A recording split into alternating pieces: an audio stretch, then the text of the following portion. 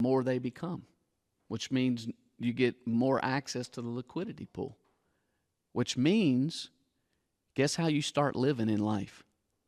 You start living with imagination, which what Nelson said, this is a thought experience, so to speak, I'm paraphrasing, of imagination, of creativity. It's what? Infinite.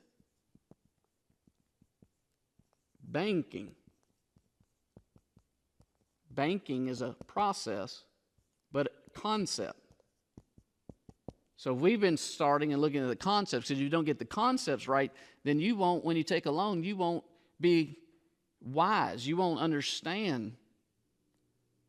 Because in a sense, you're running your own business now. Even though now you're also part owner of a legacy business, a business that's been around 100 plus years, that shown they know what to do with the pool of money to make other money, to be able to pay dividends every year, okay? But infinite creativity. So you start looking for, hey, once you know you have access to a pool of money and your money's growing and you have that foundation, right? And you have that peace of mind, you start then looking for opportunities. Opportunities.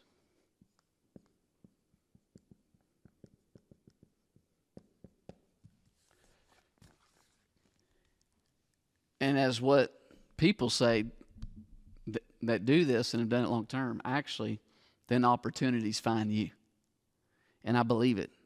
Because one of the things that God used to open me up to when I saw that first video and realizing that before I knew how to put it into words, that a cash mentality was not the answer, is because as a church planner, as an overseer of a local church and planning a church, as you start dealing with building projects and you start